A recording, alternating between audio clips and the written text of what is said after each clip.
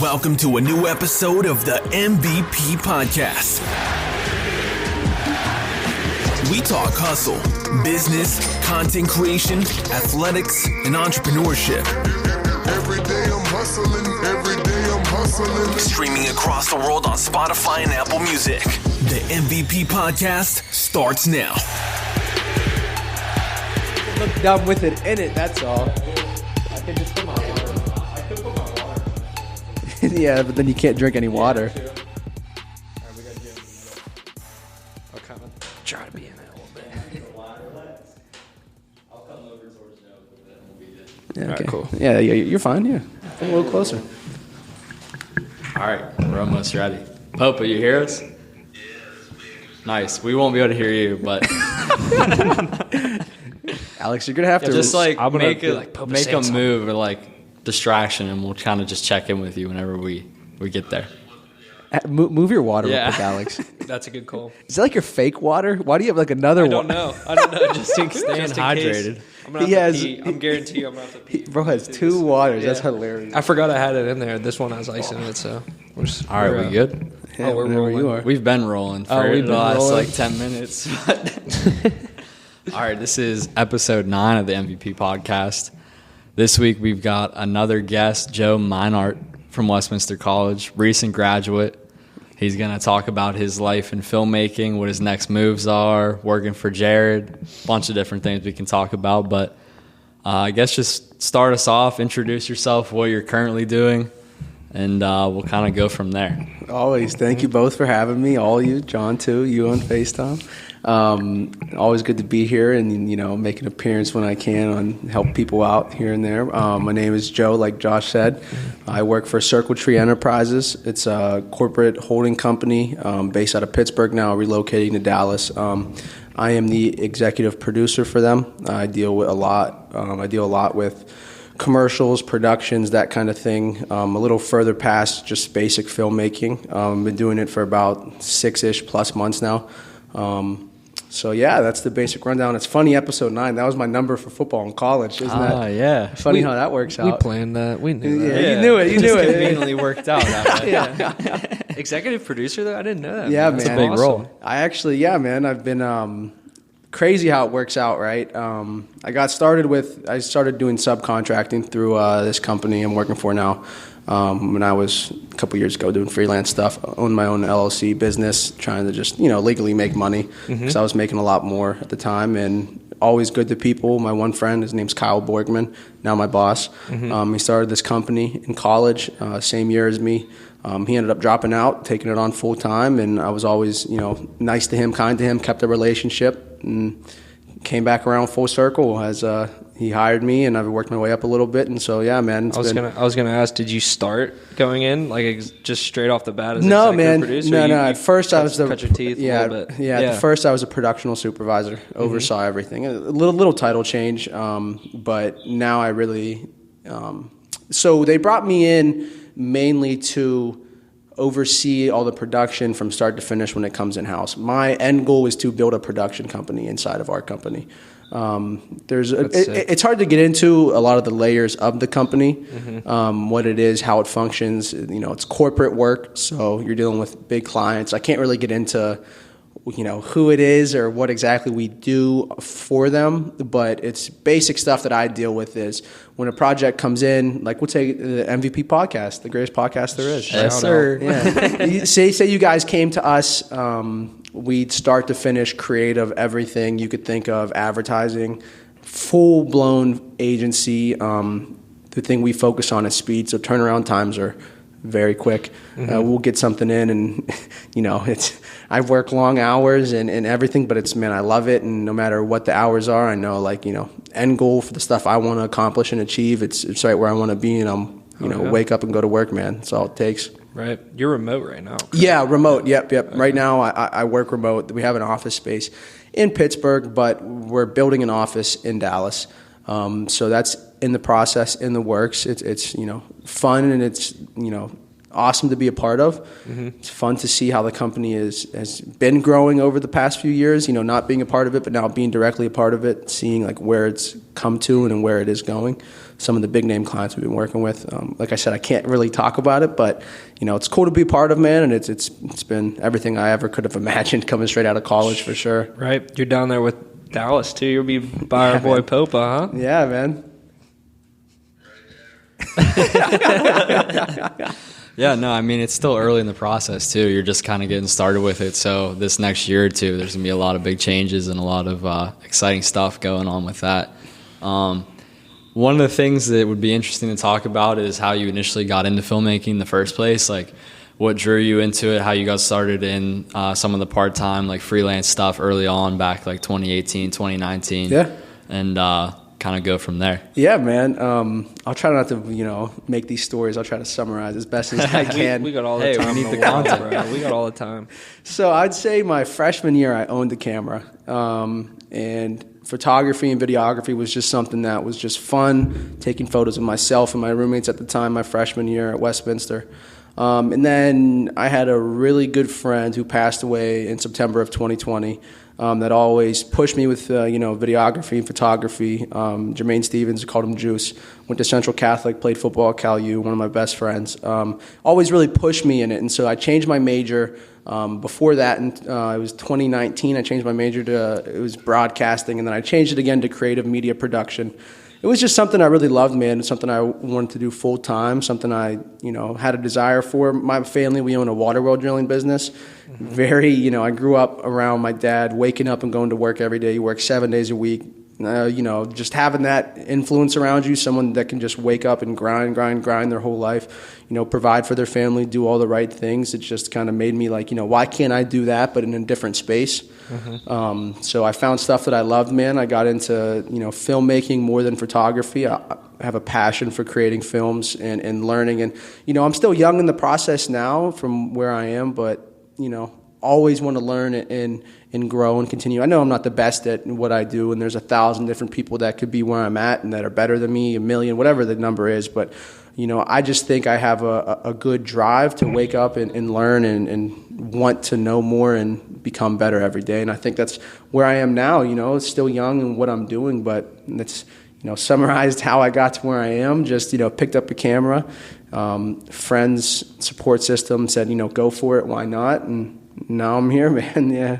It's been fun to watch. I mean, 2019, I remember when we first kind of got to know each other back then, and you were still playing football. We started working on the football videos together. We took the photos for Coach Parker as Christmas card pictures, basically. Yeah. That was one of the first, honestly paid projects I had, I think. Yeah, me too, man. Back 2019. Yeah, Coach Parker, man. Coach Parker, that's a great guy. Yeah, shout out Coach shout out Parker. to TJ Parker, man. He is, for me personally, and I'm sure Josh too, one of the best influences I had in college, from an older individual that was, middle-aged, has a family, kids, that one of the best for his players and his people that he was around, and he just tremendous help, man. He was awesome.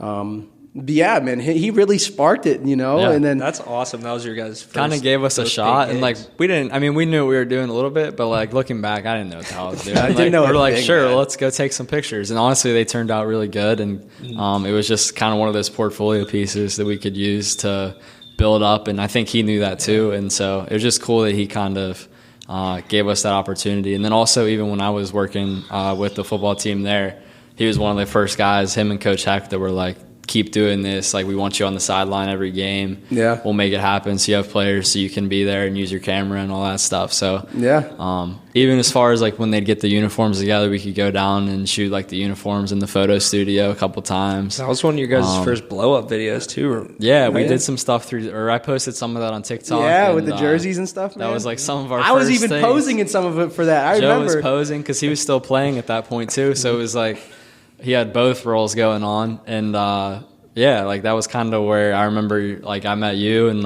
we kind of both got started around that time. So it's been cool to see that growth to where we're at now. Yeah, it's crazy. Going from that was another big thing I didn't really touch on was I played football my whole life.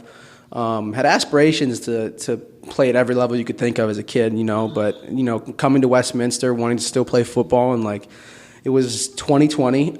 Came home from Christmas break and I got meningitis. I became super sick. It was about that time of the photo shoot. I lost 30 pounds.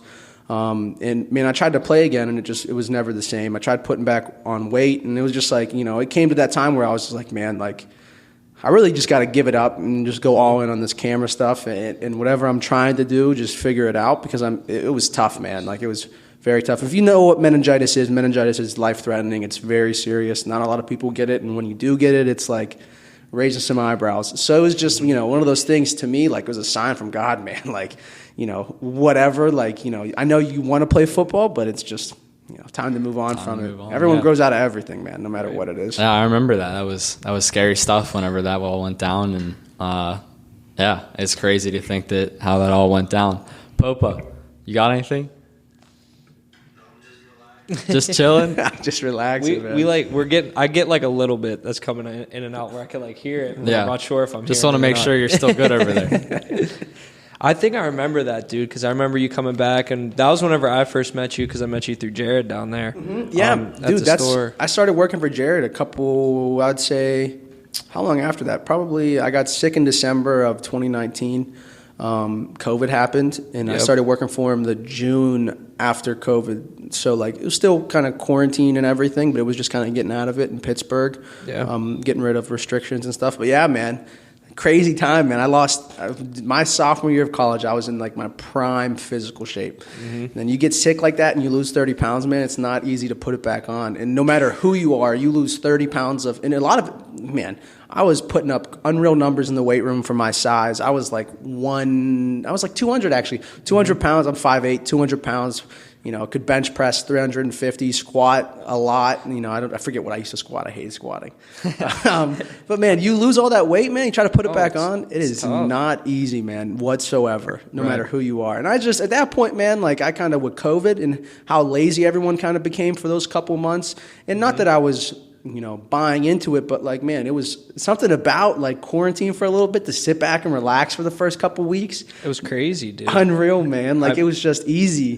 Mm-hmm. But that's the one thing that got everyone, man. Everyone became like super relaxed with everything they do. And I felt a victim to it with working out and just, my health in general, trying to come back from that. I kind of just gave up on football and, how it was handled, how it went down, I got love forever for Coach Benzel and everyone on the Westminster team. I still talk to a bunch of my friends that still play, but I just grew out of it, man. I just couldn't do it anymore. I didn't want to do it. I just don't want to do it anymore. I never think back like, oh, I wish I was still playing. I think like, oh, man, I miss it. I don't think like, man, I wish I could suit up today and go play football. That's exactly me too, because it was kind of the same. You had like the same. Yeah, with basketball, man. Yeah, right. Exact same thing, man. And it got to the point where it's like, what do you want now? You know what I mean? Like you were saying, you have this option one way, and then you have another option another way. And it's you feel like you could be putting your time like into better places. And I mean, I'm the same exact way, dude. I still love basketball.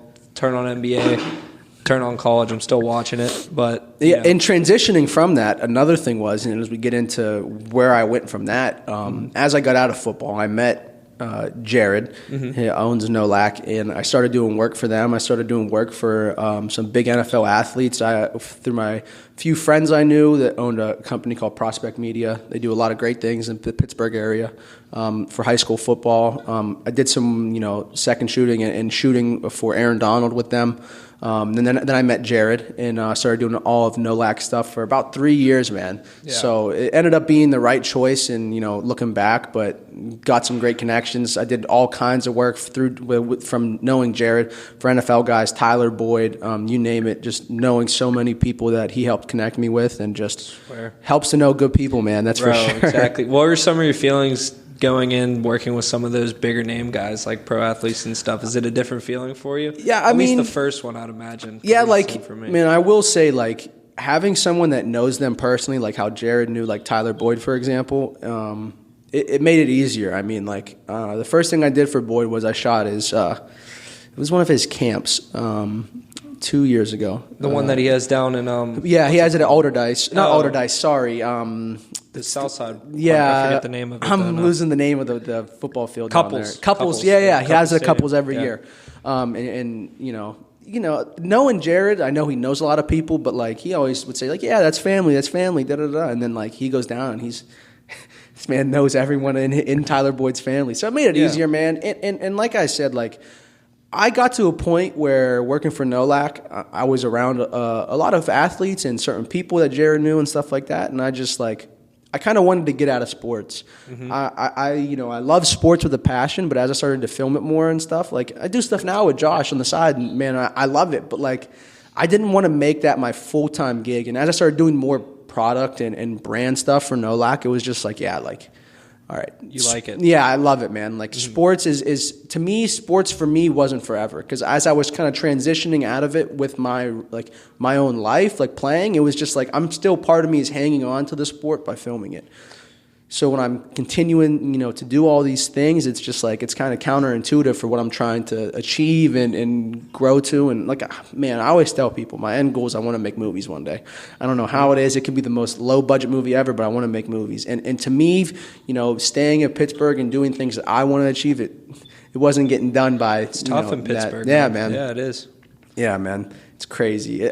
I would say I love Pittsburgh because there's a lot of good people, but I also hate Pittsburgh because, like, the sad truth is you have a lot of people in Pittsburgh that put others down. When other people succeed, and that's everywhere, but in Pittsburgh specifically, man, especially with our industry, you have a lot of people that, I try to support other creators and people that do this stuff, but sometimes it's not reciprocated. Not that it needs to. No one knows anyone anything, but, like, it's just the environment that it is. Like, you have to really know people personally to, and Josh and I all the time will repost some stuff that we like, whatever. That's just because we're good people and that, like, want to support other creators. Right. You don't get that same energy from other people sometimes because they think they're above certain people and places. And I'm not saying I am. I just mean, like, it's a toxic environment, man, to try to grow a company or grow anything in. And Josh has been killing it with it, right? He went his own way, did his own thing, and he's been cooking with Orchard 8 and everything. So hats off to you, Josh, and everything that you've been doing with that. I personally just couldn't do it, man. Like, I tried my best, but I could never figure it out. I mean, Pittsburgh, literally the obstacles are stacked against you in this environment. It's like I'd say it's probably one of the hardest cities. I mean, there's a ton of other cities that are like Pittsburgh that's the same way, but you look at the bigger cities like LA, Austin, Dallas, some of those bigger cities, especially as you get on the West Coast or like New York City, stuff like that. That's where like a lot of these creative spaces have been built. Yeah. And there's just a lot more creativity out there, a lot more opportunities. And Popa knows all about opportunities down in Austin. It's like LA of Texas, basically, out there. A bunch of people are moving out to Austin. Yeah, they call it the new LA, yeah, man. There's a lot of people. That's another thing. I've been looking for apartments and stuff and, whatever. And every broker I've talked to, people that have helped me look for places, there's a lot of young people moving to Dallas, to these southern areas, LA, even New York. New York's so expensive. You still have so many people moving there, but more so south. People want to go south, one, for the weather. Everyone loves the damn weather. But, like, there's a reason people, like, know the South for southern hospitality. People down there are so nice, man. Like, I just don't see that same kind of energy in Pittsburgh. You really have to have a good support system in Pittsburgh with friends and family to do the kind of things you want to do. Because if not, like, doing this stuff on your own, man, because nowadays everyone has a video camera. Yeah, it's competition everywhere. I meet someone new doing the same thing every week now. Right, and like... Yeah. In Pittsburgh. It's crazy, man. You can't even, like, out of respect for people, you try to help someone, tell someone, like, a positive thing, like, keep going. You just got to keep your head down and keep going because people take it the wrong way nowadays, man. People don't truthfully, try to help someone out that just bought a camera, trying to give them pointers.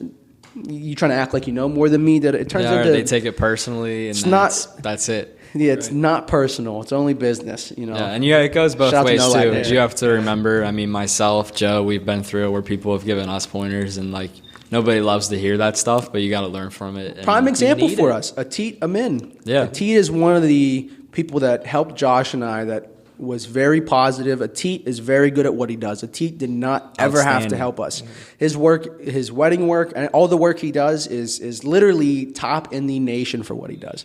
Like his luxury wedding videos he provides for his clients and these services with his video editing skills, everything he does is unreal. And to him to even, give us little small pointers, tips, help us with business sometime, it's unreal. He got us a gig working a Shazier event for his foundation. Yeah. He, helped us out. Like he's a good person. He just moved out to LA. Shout out to Atit again, man. He's a great kid. Yeah, he just got to LA. So it's just, he's been going for a while, but I'm sure we're about to see a whole nother level of Atit out in LA now that he's in that environment. In the mix, man. Yeah, seriously. Kind of tying into what we've been talking about. Take us through some of the struggles with like getting started initially, like getting clients, getting the gear, because everything costs outstanding amounts. And Alex, this can go to you too with even your business, getting all this stuff, clients, dealing with difficult clients, stuff like that. Man, I will say it is very tough when you own your own business, whatever it is. I know I wanted to do things the right way, and I got an LLC, and I just, paying taxes the right way and whatever it is. But whenever you get that and you kind of commit to it, whatever it is, whatever service you provide, whatever it is you do, it's very tough. But the one thing I will say is, man, it is tough to deal with people sometimes. And it's not a bad thing because people want things a certain way. But to anyone that, wants to, start their own business, whatever it is they want to do, get things in writing. Be upfront about certain things. I know when I started out, man, I was like not scared to speak my mind on certain things, but like, there would be certain, I ended up in contracts, I would put like only 3 revisions for edits because I would let people send me however many revisions they would want for edits. And I would take, a 2-hour project that would be editing wise, and it would take me days to finish to perfection. Just, you have to kind of put your foot on the ground and be verbal and clear and communicate and just, what you want to do it. Like, don't... Yeah.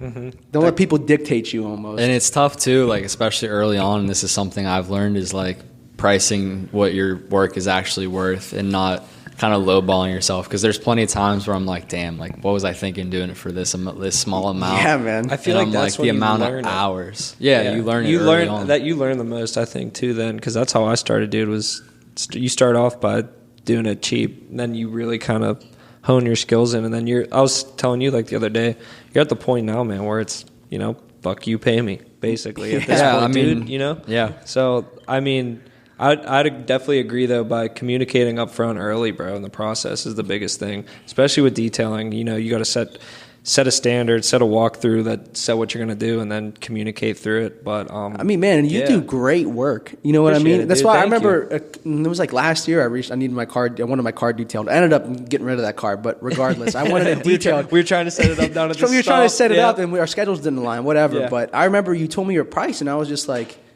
man, for the work that you do, that is unreal. And I can see where that comes from, because at one point, like don't get this confused. I'm a big advocate on doing free work, doing work that is, appropriate to the services that you provide. If if you're starting out and you buy a video camera that's $1,500, just to stay in our industry here, you shouldn't charge people over $1,000 for videos, even if whatever if your experience level isn't that. Charge to what you're comfortable with, but what you think you should make, but be realistic with it. Right. Don't over shoot your prices and everything to where you get no business. Sometimes a lot of business is better than no business, whatever it is. Like when you're starting out, man, like do stuff for free. That's how I got started with Jared. I did stuff for free. I worked my way up, and I ended up being working for him for 3 years, which is that's a long time, man. Right. Right. Some of that free work pays off. Honestly, that's what I did at first too. Like even with like Jared's cars or any of my friends, dude, I'm like, I got you on this, or like. It's like pays to know people too, or like be able to offer your services to other people. Yeah, I think all 3 of us probably can relate that the free work is kind of how we started. You just kind of have to build the portfolio, get a feel for what people expect, and then you kind of slowly raise your prices from there. But it takes a while to get to that point. And I still struggle with it sometimes, getting to the point where you're comfortable with people walking and being like, oh, you're too expensive. Because like at first you're like, oh, well, like I'll do it for this amount. And I'm like, nah, don't do that. Like now I try not to do that. I'm just like, We're all So still be it. young in the game, though, man. Yeah, I man. think that's what we got to always realize, too. Another thing is, another struggle that ended up helping me a lot, and I'm sure you two can say the same, is you need a good support system. Yeah. You need one. Like, no matter what that was a struggle I had. I tried to do everything on my own. You know what I mean? To start. Yeah. And it was just like, sometimes, like, it's okay to not be able to do everything on your own. But, I'm lucky enough to where I have an amazing family, 2 brothers, mom and dad that work their asses off, that always help me when they can. I have an amazing girlfriend that always is supportive. My whole family is super supportive. Friends, Josh, you, Alec, like everyone's super supportive. So always make sure you know who you're surrounding yourself with, and make sure it's worth your while. Bro, right? It's Exactly. huge. Popa, can you relate this back to like kind of the sales environment that you've had to dive into the last 3 months? Because I know that's pretty cutthroat and it's not exactly the most fun some days. Yeah, I put you closer to the mic so that they could hear you a little better. Yeah, well, in terms of like sales with it being cutthroat, I mean, Joe's like definitely correct. Having a great like community, or just like a good like your family being around and like someone to always talk to. Like I know Josh picks up the phone every time I call him. Same with Alex. Like, and where I kind of transitioned was in terms of sales. Like it's like a pipeline. You need to build a pipeline. Shit's not going to happen overnight, and I'm sure that's the same with you guys. Obviously, it was the same with you guys. And just to go off track here a little bit, I mean, you guys got to give yourself some credit, because you guys are all one-man bands. Like, you all did it by yourself, and there's so many people that do things for free, or like Josh would do for exposure and stuff like that, and they end up getting nowhere. And it's not that they failed, it's just that They weren't patient. It didn't go their way. Yeah.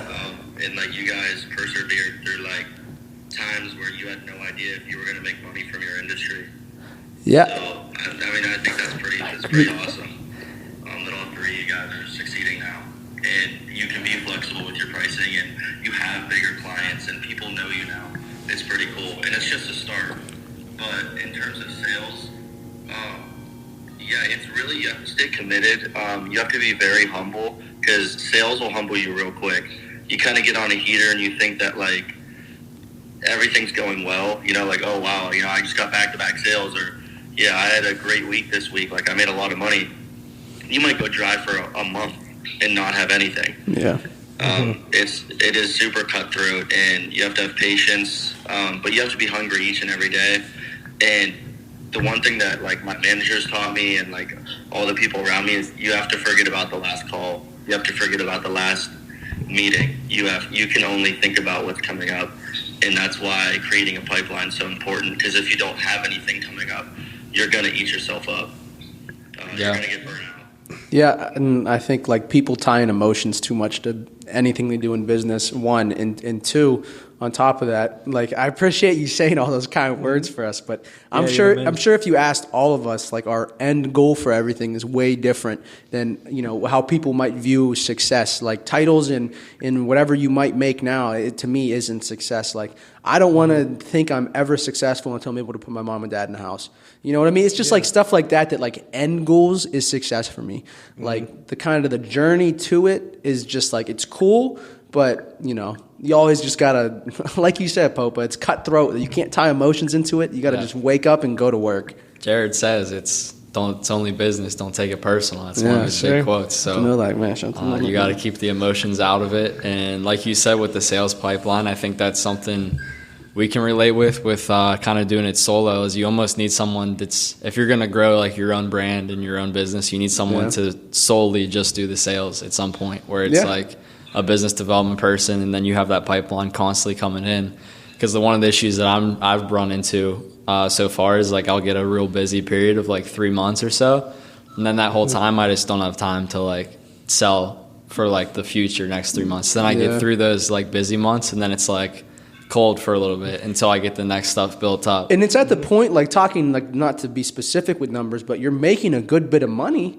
but you're not making enough money to where you can go and bring someone on with you. Exactly. You know what I mean? We've had the talk before of like, starting to do more stuff together, but it never was practical enough to where, we could make enough money each and still be profitable. At the end of the day, it's all about profitability in whatever you're doing. Like, are you making money, or is it all getting dumped back into the company? Yeah. And sometimes you need to go through those periods. Jared used to always talk about, you have to go through those periods before you're able to really make money, and you need help along the way, but to what extent, Yeah, no, I mean, that's the hardest part with it is like, and I think that's been eye-opening too, is the amount of money you do need to get to that level where you can bring someone on at like a comfortable salary, full time, and like have enough work that like there's something for them to do all the time. And like, it would have been great to have Joe come on like this year and like have that work out, but it's just not feasible right now. And I'm still not 100% sure like what direction I'll go, if I want to stay within sports or if I want to do everything like I'm doing right now, or like pick a niche, or there's so many unknowns. And that kind of takes us into the next part, which is feeling lost in your 20s. It's like when you graduate, the structure of college, high school, like up to that point, you've always had like a direction you're supposed to go. As soon as you graduate, that's out the window, and it's like, all right, what's next? And I think that's something that all of us, Popa included, and Alex will experience soon, if not now. Yeah, definitely going through it. All right, what's the right thing to do here? What's the best option for me? And it feels like all the decisions you make now are like things that will affect you for the rest of your life, when in reality, you could mess up 20 times in the next 10 years and still be fine. Yeah. So it's important to remember that stuff. Bro, definitely. Yeah, we hear you. I actually I don't know if I had this conversation with you, Josh, the other day, but I know I've had it with some of my friends and my family. Like when you like talk about feeling lost, it's easy when you're up to just get, to be comfortable, right? And to think that like that feeling's not gonna go away. But when you're like backs against the wall and you are lost, whether that's in business, whether that's with your company, or like that's just in life, that's really what molds you as a person. And that's what I've kind of come to find out down here, especially like being alone, being on my own, literally just up and moving. And when I have to deal with something, like it's a smack in the face of reality, of like real life, like my back's against the wall, and what am I going to do to fix this? Right.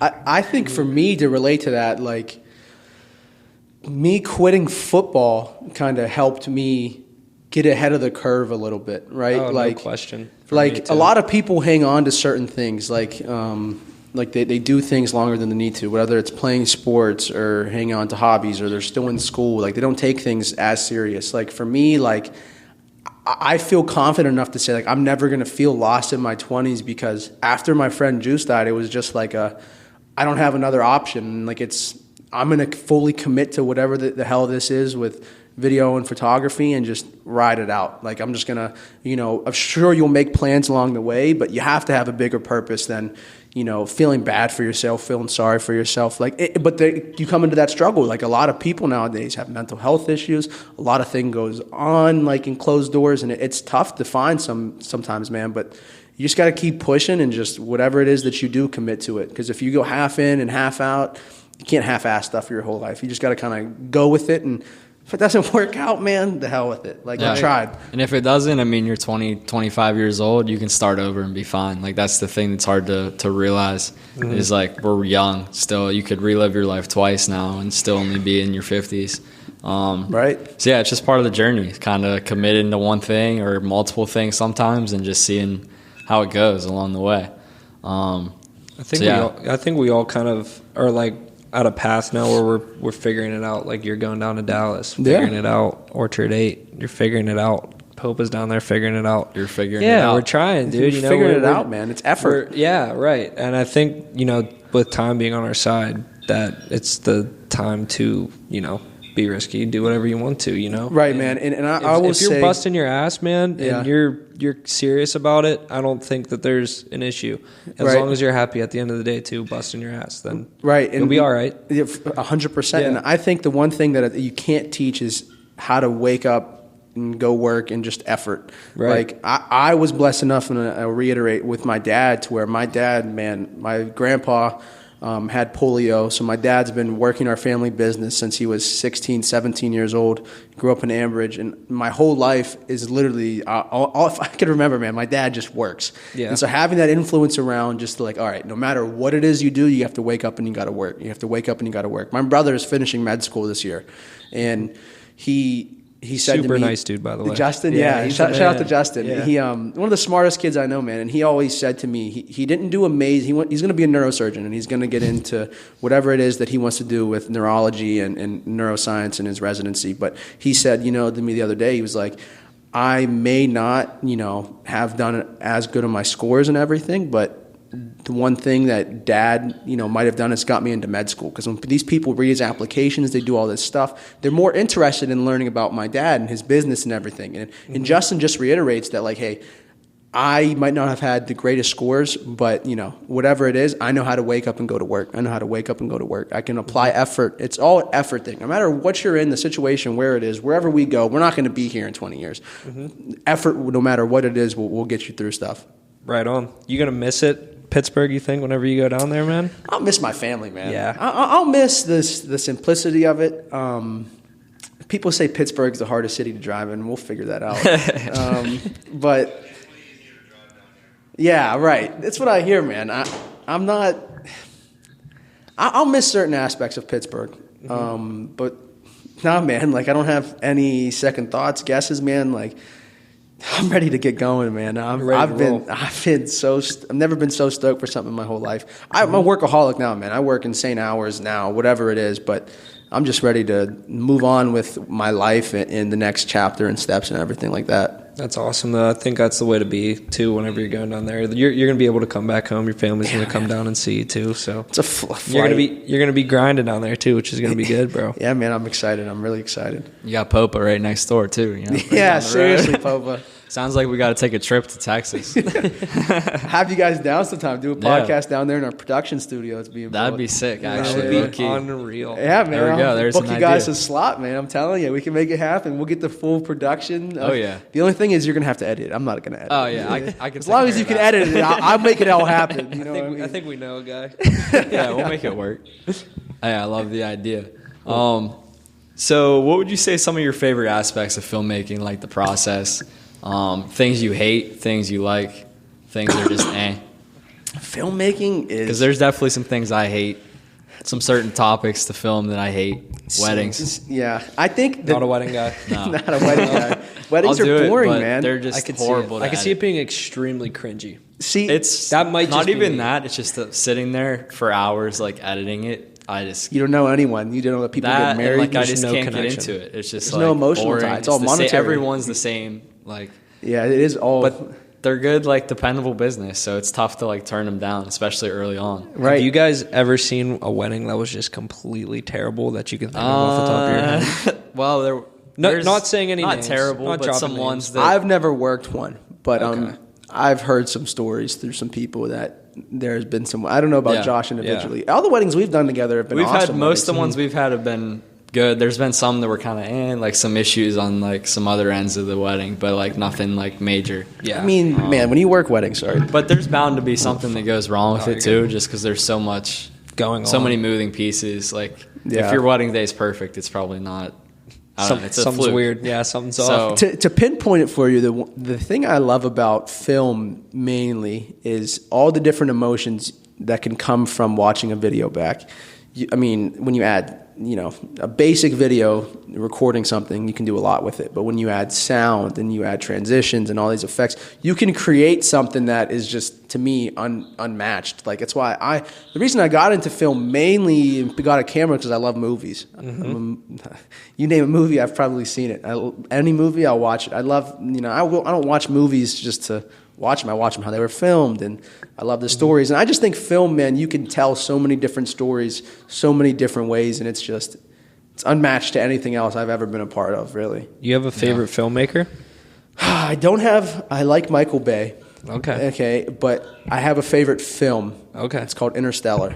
Oh, Interstellar, incredible. to me, is one of the best movies I've ever seen. And I love Marvel and all that. I'm a big superhero person, Marvel, but something about Interstellar, it was just how it was filmed, and the story that it told was just, man, you can't beat it, Unreal. man.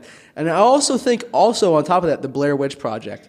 Oh, yeah. Not too I many watched people it. know the Blair Witch Project was shot on rinky-dinky, horrible cameras, and it's like one of the most famous movies there is. I'll have to To check me, it out. that's amazing because that just shows you like you could pick up a damn camera and go film whatever. Yeah, And the equipment doesn't matter all the time. It helps, but you got to know what you're doing, I guess, sometimes too. yeah, man, it's one thing that Tita always taught us. It's not about the camera you have; it's about who's behind the camera. Yeah, Oh, right. The process with it. Do you have a dream film that you would ever think about doing genre-wise? I made a documentary for Juice for my senior project. I forget the exact term they use. It's been a little bit. If I ever could, I would want to retell it better, more cinematic, really have a full budget, prepare for it, that kind of a thing. Nothing really specific. I love documentaries, but like shooting wise, because they're easy, but you tell stories more of. If I ever could redo a film and just do one with like a high budget and give me $100,000 to work with and cameras and this and that, probably that, man. Probably redoing it professionally, not single shot on my little Sony that I have by myself. Trying to get audio, B-roll, asking Josh for drone shots, and it was a lot, man. I wish It I still could turned reshoot out it. really good though. Man, it if you turned go out watch awesome, it, man. We'll have to link it somewhere. It's a sick video. I remember him last year. You were like going through it, trying to finish it up. And Yeah, man, that was you one were of putting the- your time in, bro. That was one of the hardest films I ever had to create, even just on a smaller level like this, sharing it with just a small audience and whatever it is, man. It's tough to lose a friend like that, but then I underestimated the challenge of having to film it and get all the stories and rewatch it and rewatch it and rewatch it and rewatch it. And then I'm a heavy critique of rewatching it. And I know it's not the best that it could be, but it's a lot of mixed emotions doing something like that. So Yeah. That'd be a lot. yeah, man, it's tough. Would you say, if you were going back to like high school, you knowing what you know now, would you have gone to college still? I feel like I kind of know the answer, as we were but I also talking- might not. As we were talking a little bit earlier prior about those fat dads. Loans, man. Listen, Oh yeah, the debt.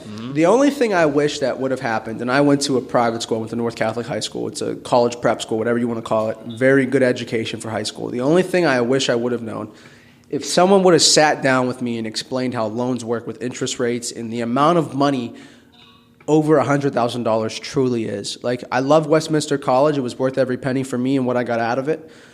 But people don't understand how much $47,000 is. Because if we're being honest, a lot of these jobs people get coming out of school, you're barely making 30, 40 grand or whatever it is.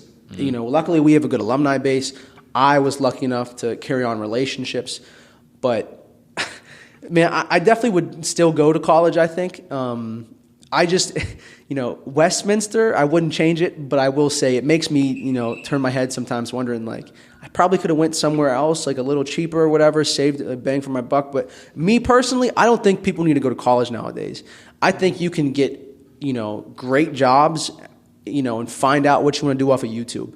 Yeah. University of YouTube is what Jared calls it, and I agree with it, man. If you want to find anything out, there's a YouTube video for it. Literally. Yeah. Even Or there's a today course nowadays, you man. can pay for not $47,000 and it's just as good. And I get college gives you a lot of things. It gives you access to alumni bases. It gives you access to top education for certain fields. But in my opinion, if you aren't in those certain fields, you don't need it.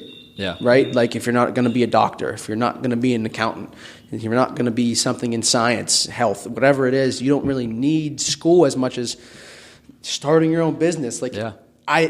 this is all entrepreneurship, you know what I mean? But did you need to go to school to start a podcast? No, it's effort, working a little bit, saving up, getting equipment. Not saying you shouldn't go to school, and you guys have met great people, Gaber, everyone that you've been around, you know what I mean, that have helped you tremendously, but Yeah. It's funny how it just takes its path too, I think, whenever like you get to school and certain things happen a certain way, but then you can't take it back, but you're glad that you went through what you went through, I think. And now it's at the point too where you're on the path moving forward. But I get what you're saying about people not teaching you prior to getting to school. Yeah, about, man. Bro, anything money wise, it's not a conversation that's brought up. like people don't understand, like nowadays, man, and I've seen it firsthand, like people get a job and they're making $30,000 and they'll go buy a car that's $40,000, $50,000, $60,000, and they're thinking in the terms of they have money coming in eventually, not what they have made or what they, are doing now, but the money they will make, and it's just poorly invested. No one ever taught me that.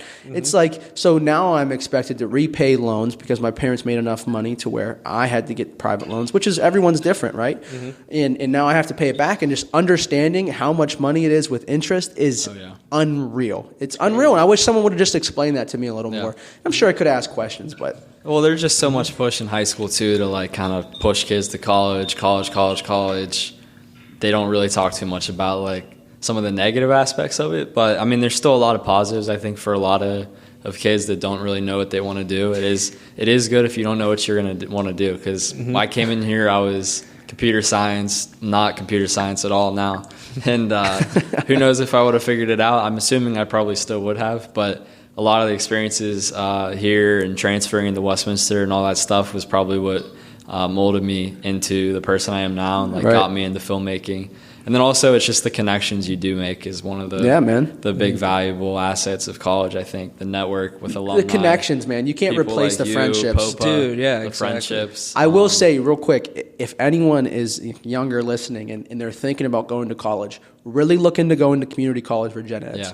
People underestimate how cheap community college is. You can take a bunch of different classes for a couple $1,000s, whatever it is. At least for 1 year, man. 1 year, get some basic stuff out of the way, because a lot of people now, they come to these big universities or small private funded liberal art universities and they spend all this money and they drop out and don't have a degree and you're in debt. Point. Yeah. It's crazy. Yeah. Popa, you got anything?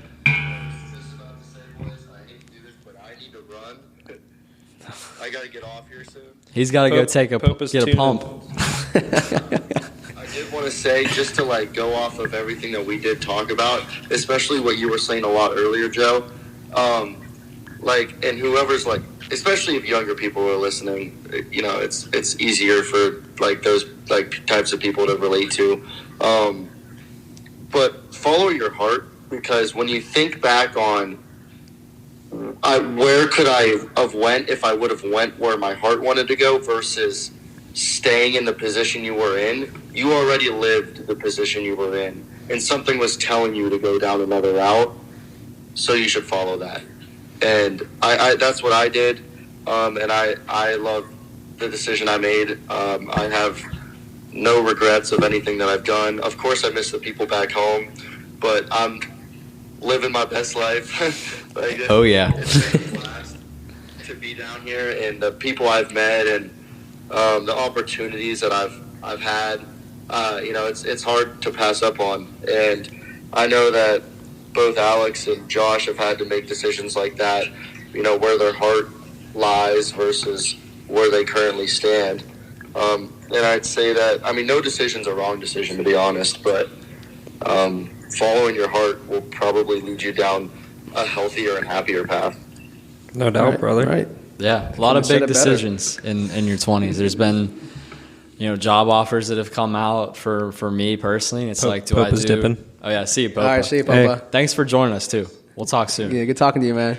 See you, brother. You might want to stop your screen record too. Oh yeah, we don't need the blank screen. But lots of decisions in your 20s, which is job offers might come your way, decisions to move big places. And for me, one of the things has been do I want to go crazy on Orchard 8, keep going on that, my full focus on that, or would it be cool to experience a 9-to-5 doing what I'm doing, but for someone else, if that's an athletic team or whatever. And so far, Orchard 8's been my goal, and that's my baby basically at this point. So I want to grow it to as big as I can. And get a studio space, something cool like that. Couldn't have said it better, man. All you got to do, and the other thing is you'll learn is no matter what you do, you always will have it. Yeah. You know what I mean? You'll always have it no matter what. So yeah, it's always going to be right there. Now with me too, man.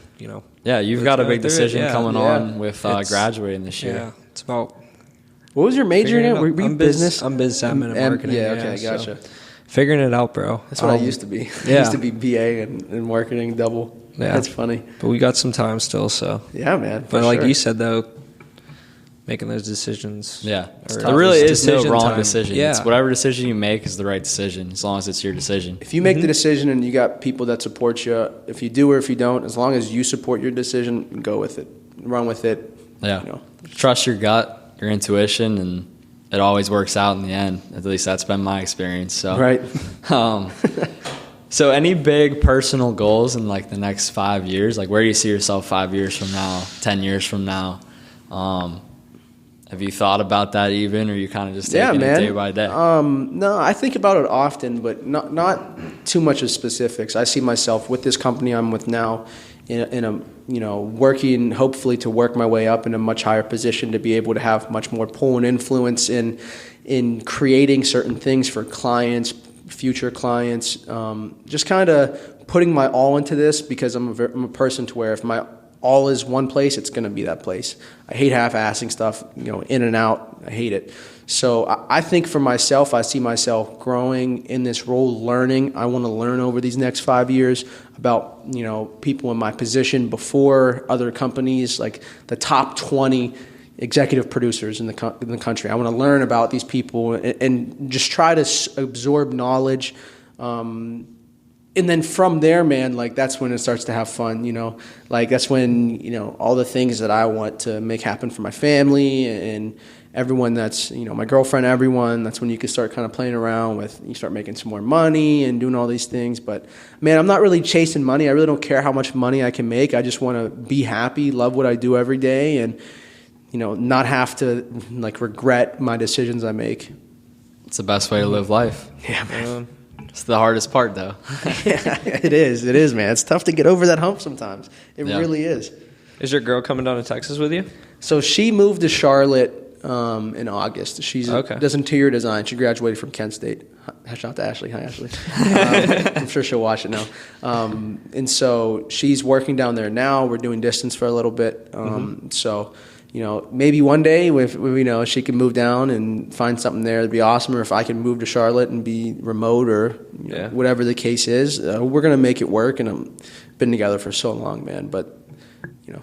I could see us making it work. You've been down to Charlotte this past summer? Yeah, man. I go down all the time, man. I heard it's unreal down there. Her family she has some family uncles down there. And lucky for me, her one uncle is a neighbor to Stefan Gilmore. Okay. And her other uncle and aunt, he's a lawyer. So, like, one's in downtown Charlotte. The other one is kind of suburbs outside-ish of the downtown area. But always a great time. They're super hospitable people, awesome. And I love going down there. She has some friends down there she knew from grade school and stuff. So that's cool. Just, go out, hang out, you know what I mean? It's nice to be able to go out in a city no one in. It's just like... It's something different, man. It's something new. You see new faces. You see people that, you can be yourself, have fun, and not have to worry about anything. You don't know anybody. Man. Yeah, man. It's not that it's a bad thing. It's nice to see your friends and people out when you go out in Pittsburgh or wherever it is if you like going out. I'm not a big partier, so it's just kind of nice to, when we go out in Charlotte, to kick back, relax, spend some quality time with my girlfriend, and just go from there, man. It's nice. Yeah.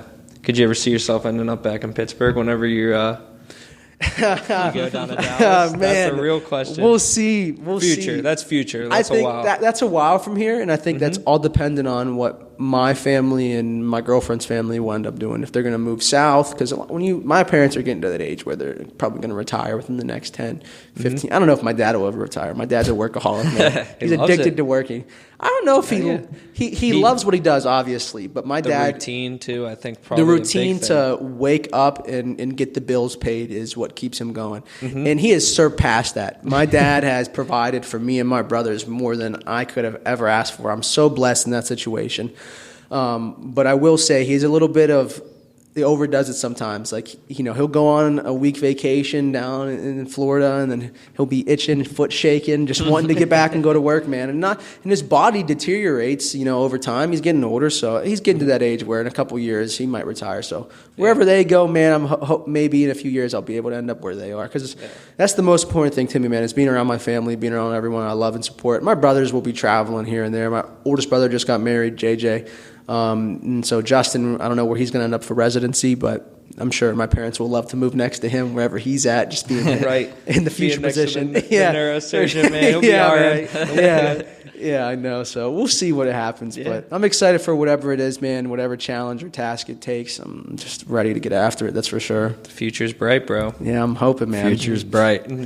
Well, that's all I got so far. So you got anything else, Alex? Man, nothing much on my end, bro. I appreciate you coming up here. Yeah, thanks for having me on, guys. Something a little different. Episode number 9, the best episode yet. A little last minute playing for this one. Yeah, you know? we wanted to do one. We had you on with Joey. Joey Yeah, Joy, yeah. too. I hopped Joey on Joy for a little bit. I hopped Yeah. on for a little We bit needed then. more time, though. We needed more time Yeah, for you to come this on. was time good is though. This was valuable, awesome. man. I learned a Yeah. lot. And It's not every day you get to interview someone like Joey, though, like who was Yeah. from small school and made it big and doing what he's doing now. So It's crazy. That's cool. I mean, a lot of kids here from Westminster are doing big things, and I don't know. It's cool that we all linked up full Yeah, circle. man. You know. yeah, like you guys are still two great friends. You know what I mean? So you guys ask me to come on, whatever, man. Like I don't live too far now, but if I'm in Dallas and that happens, you're gonna have to come to me Yeah, next you might time. have to That's, fly down. That's the Well, only thing. Change of scenery might be needed. Yeah, we got the studio. We'll make a summer trip. That'll be It's summer fun. trip, man. I'm Yeah. telling you. It'll be Jeez, cool. you might get a job in Dallas. I'm telling you, Hey, man. maybe, man. Maybe. That'd be awesome. But we appreciate you, man. Thank you Yeah, so thank much. you guys. I appreciate it, man. It's always fun. Yeah, thanks for coming on. Peace.